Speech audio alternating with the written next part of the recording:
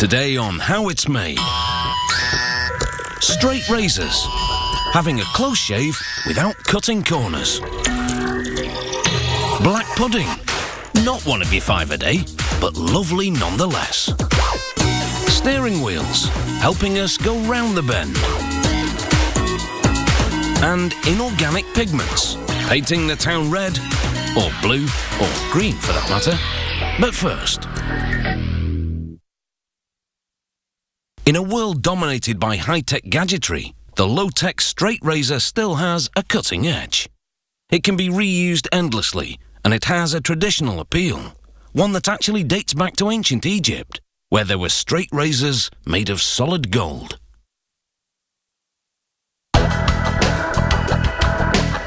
Shaving with an unguarded, super-sharp knife has always been for the tough guys. To use it, a man needs steely concentration and a steady hand.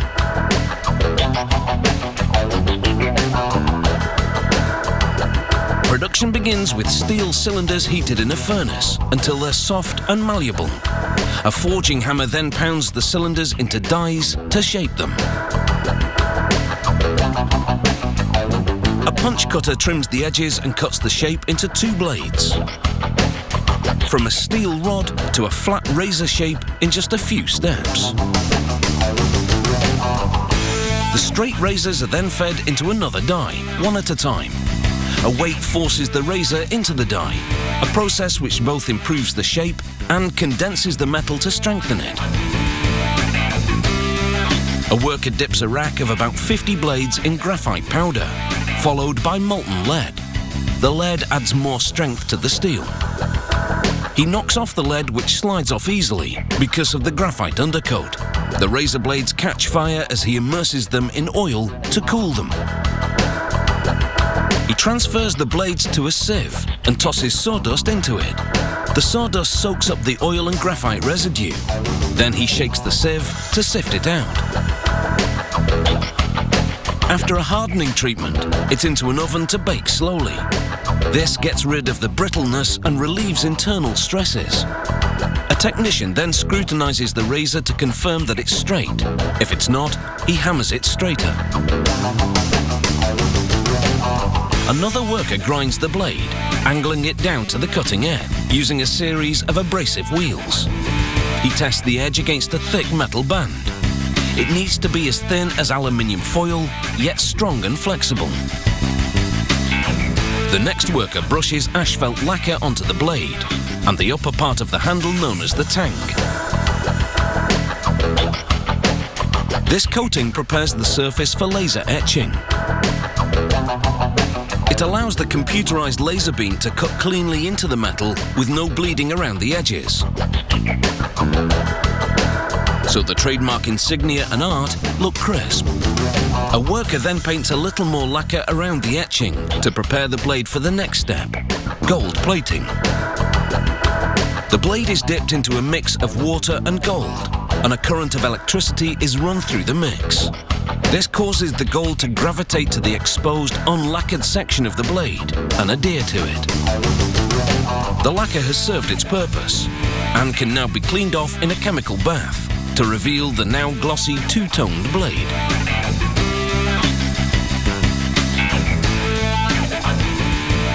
Next, they sandwich the tang of the razor blade between the 2 plastic parts of the handle, using a long pin to hold everything together.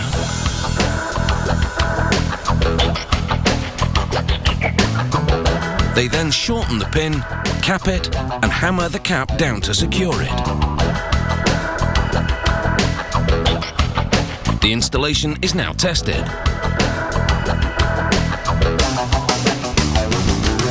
The next worker grinds the entire blade against a slightly concave abrasive wheel, sharpening it while maintaining the sloped profile. She then hones the cutting edge against a whetstone, tests it against a cow horn, and then hones it again. This last step makes the edge razor sharp. She immerses the blades in chalk, which absorb moisture to prevent rusting. She now strokes the cutting edge against a leather strap. This is called stropping. It gives the blade its final polish. and she now removes a single artificial hair from a bundle and confirms that this straight razor is sharp enough to slice it in two.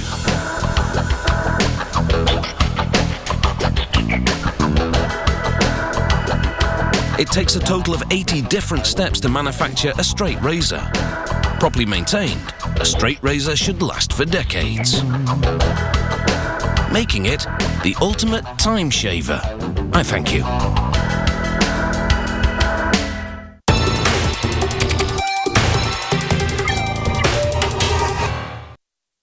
It's common to many European cultures.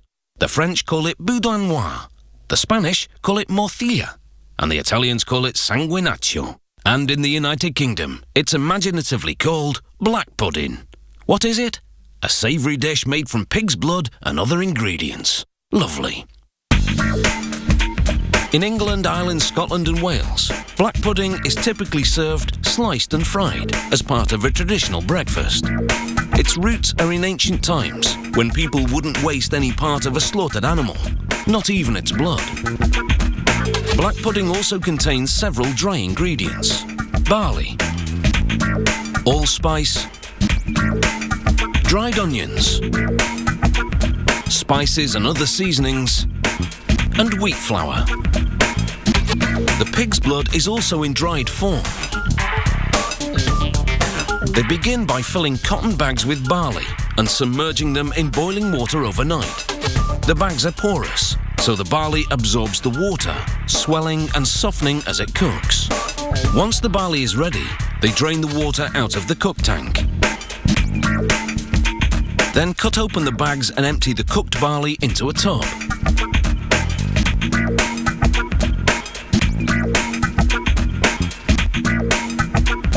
The barley and other dry ingredients will make up about 1/3 of the pudding mix. Another third is the pig's blood, and the final third is meat fat. They boil pork fat in a cook tank for 2 hours.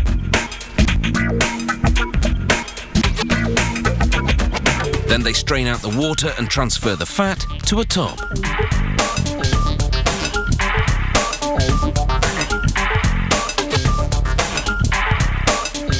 In another cook tank, they boil smoked bacon fat for 2 hours.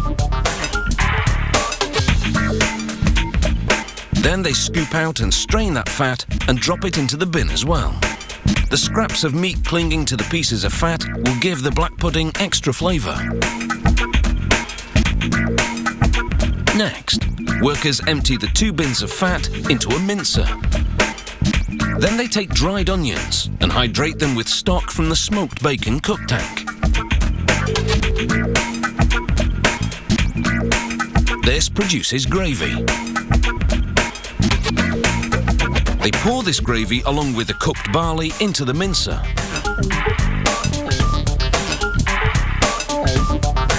Next, they add the flour and mince some more.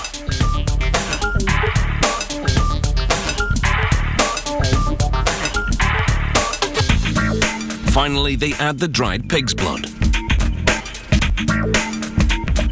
Besides turning the ingredients a rich colour, the blood makes black pudding a rich source of iron and protein. They mince the ingredients until the mixture is smooth. Then they transfer it to the stuffing line. A worker pumps a specific quantity into a nylon casing, then staples each end of the casing closed.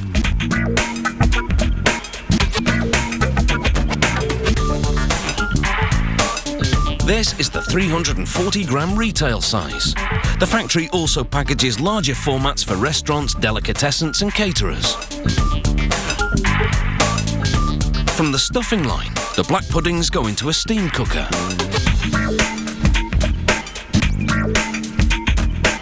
Once their internal temperature reaches 85 degrees Celsius, which takes about 2 hours, they come out of the oven.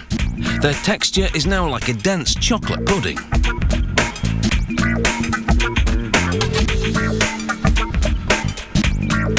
After cooling overnight, each black pudding goes into a printed plastic bag.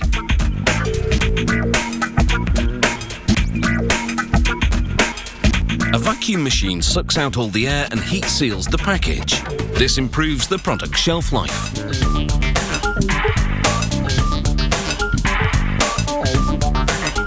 From there, the puddings drop into a tank of hot water.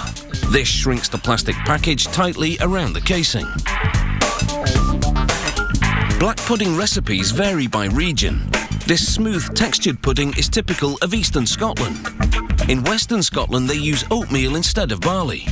And in the north of England, they use big, visible chunks of fat, producing a black pudding that's coarser in texture, but still bloody delicious. Coming up, we take a turn with steering wheels. And add a bit of colour with inorganic pigments. See you after the break. The earliest automobiles used a tiller for steering, a lever attached to a rudder. The first steering wheel appeared in 1894 in a car built by the Panhard Company of France. Today, the steering wheel is a multitasking component, integrating control switches and the driver's airbag. A car steering wheel looks simple enough. A stylish ring with a horn in the middle, and switches to operate the cruise control and other functions. Yet despite this simplicity, a steering wheel design undergoes years of development and testing for safety, durability, appearance, and function. The manufacturing process begins with the armature, the internal support structure. It's made of either aluminium or magnesium, strong yet lightweight metals. The factory's die casting system injects the hot molten metal into an armature-shaped mould. Once the metal solidifies, the machine ejects the casting from the mould. The metal is still hot, so a robot arm moves the cast armature to a cooling area, where cold air blows on it. They remove the excess metal left over from the casting process in one strike with a trimming die. And with that, the armature is finished and the steering wheel assembly can begin. First, a robot installs 4 rivets, the contact points for the horn system. When you press to honk the horn, the rivets complete an electrical circuit, enabling the horn to sound. Next, a computer-guided engraver marks a lot number for quality control tracking.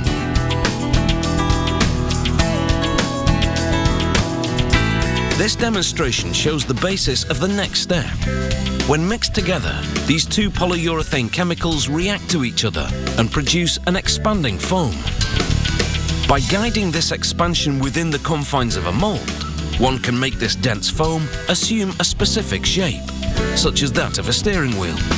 The process is called reaction injection molding. They coat the mold cavity with a release agent to prevent sticking, place the armature inside, then inject the polyurethane chemicals. The chemicals react, and the foam instantly expands within the mold cavity, encasing the armature. Prior to injection, they also sprayed the mold cavity with protective paint.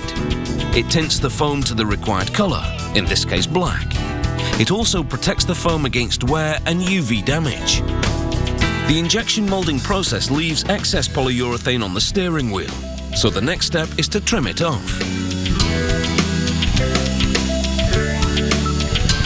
With the steering wheel structure complete, it's now time to install the components. These switches control the features operable from the steering wheel. Workers assemble them into housings called finishers. The finishers are moulded out of plastic resin, then coated with metallic paint for a high-end look. The switch wiring has already been assembled into a unit called a wire harness. They connect the harness to the switches and install it onto the steering wheel. Then they check that everything functions properly. And if it does, they mark the assembly to show that it passes this stage of quality control. After applying a barcode sticker, they route the wiring through the steering wheel to prepare it for the final assembly on the assembly line. Next, they install spring mechanisms. These support the airbag module, enabling it to move in and out when you sound the horn. Then they attach the horn plate, to which the car maker will later attach the driver's airbag module. They take the earth wire in the wire harness and position it. Then flip the steering wheel and secure the switch finishers to the exposed back of the armature. Then they install a back cover made of plastic resin, the colour matching the rest of the steering wheel. A robot arm equipped with a camera performs a thorough quality control inspection.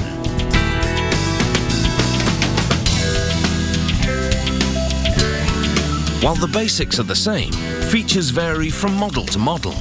Higher-end steering wheels are wrapped in leather and often have extra switch controls for the audio system and hands-free phone use. Who said you can't reinvent the wheel?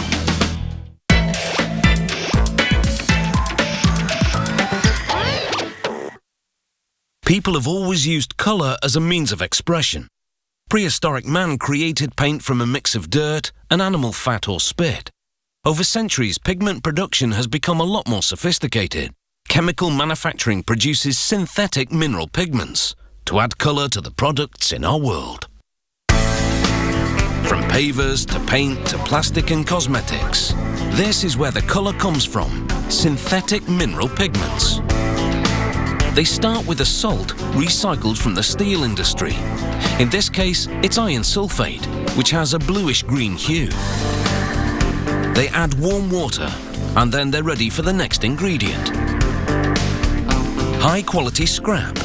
It's another source of iron, and it's about to be recycled into pigment. Crane claws transfer it to the mix. Chemicals are added.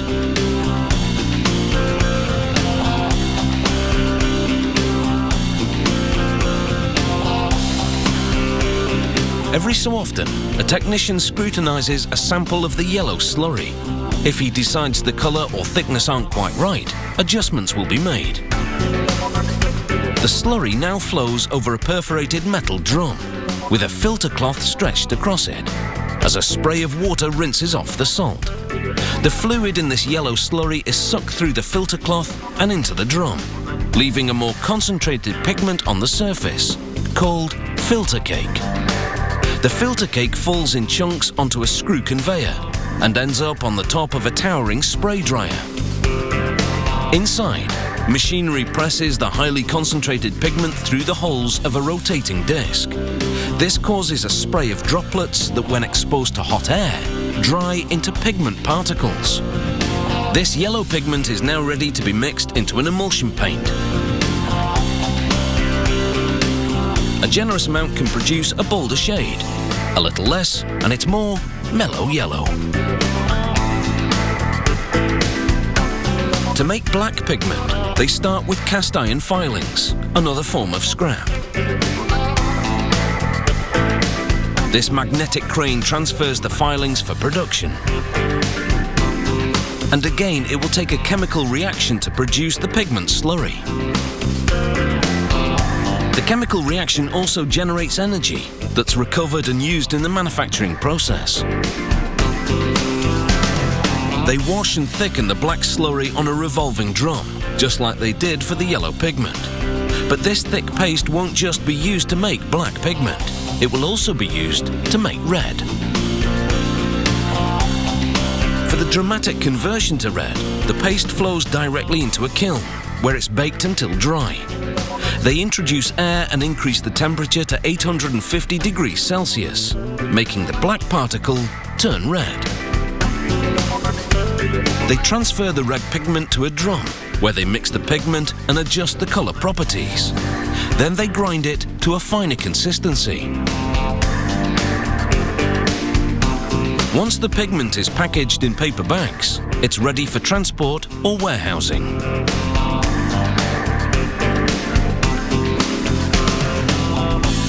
Like sugar, pigment comes in both a powdered and granulated form.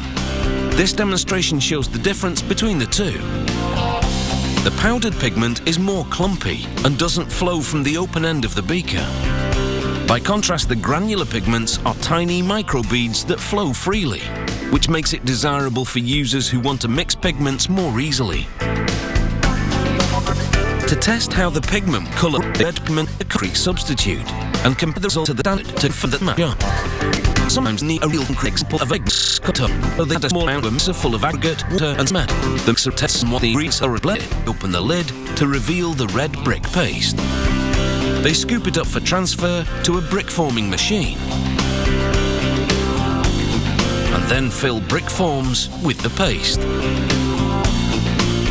They activate a plunger that tamps it down to compact it into the forms, producing bricks.